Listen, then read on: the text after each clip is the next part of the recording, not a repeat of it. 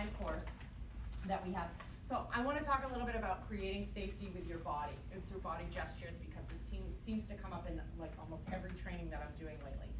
So if my hands are in arms akimbo, what does that typically say? What does my body gesture say? Especially if I'm not in a uniform. Say it out louder. Don't mess with me. Exactly. But if my body gesture is this, what does that say? Yeah, I still have a leg splay, which means my legs are somewhat apart, which say that I am ready to do something, for sure. But when I'm working with kids and they're not feeling safe, I have to use my feelings of safety for them. So the biggest things that I make sure that are going on with me is, one, that my mouth is slightly open so that I look like I'm more receptive, because when I close my mouth, my disappointment lines show more heavily every year, as you know, as we get older, they do. So my disappointment lines show more heavily, so I need to keep my mouth slightly open so that it can. And also, if I bring my lips together, makes my top lip look thinner, which many people read into as being mistrustful or mistruths. So we don't want to bring the lips together. So that's the face part.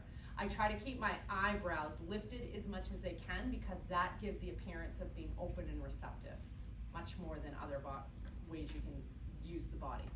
I can't do a real smile for a long period of time, because you have to tighten the muscle around the eye to do a real smile. Babies can do this as young as 10 months old. They reserve their real smile for their primary caregivers, and they use their smile, their social smile, for everybody else. They don't tighten this muscle around the eye. But you can see the difference because it makes more wrinkles on our faces.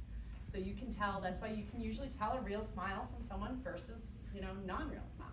I keep my thumbs up always, because this conveys confidence.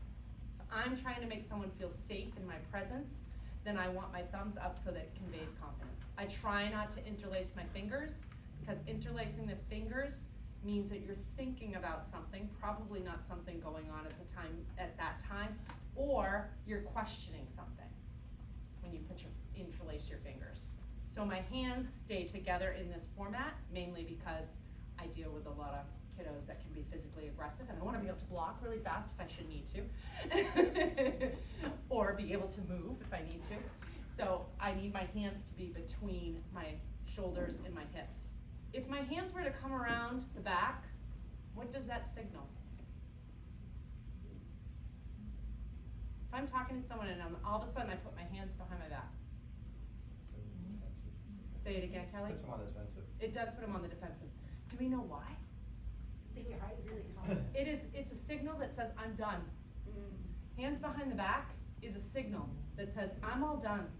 I'm done with this conversation. You pair that with toes pointed away, I'm done with you, is what it says to that person. I'm done with you.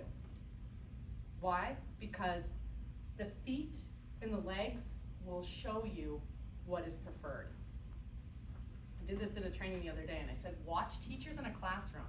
If they're seated, or even if they're standing, typically their toes will point towards their more favored student. Which is interesting. And if they're seated and the legs are crossed, the knees will also point towards the more favored student. You'll do this at home too if you have more than one child and you are favoring one child at that point in time, your body will show it. So, why? Because the feet and the legs are very truthful parts of the body, very truthful. We can mask a lot on our face. We've been taught from a very young age, oh, wipe that look off your face. Oh, you know, don't show Aunt so-and-so that you thought the bunny costume was ridiculous. Smile. You know, we've been taught to mask our face at very young ages. We haven't been taught to mask other parts of our body. So Shakira's song, you know, the hips don't lie. She's pretty right. The hips can not be as truthful as the feet and the legs, but you know, she's pretty right on that. So body gestures mean a lot. If you've got someone who's starting to get agitated and you're having a hard time connecting with them, body gestures mean a ton.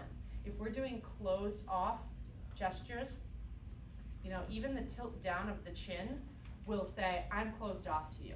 We've gotta keep it open and relax and lift it, okay? So, that's our little bit on body gestures. We can go on to the next one. So we are gonna start on the crucial notion.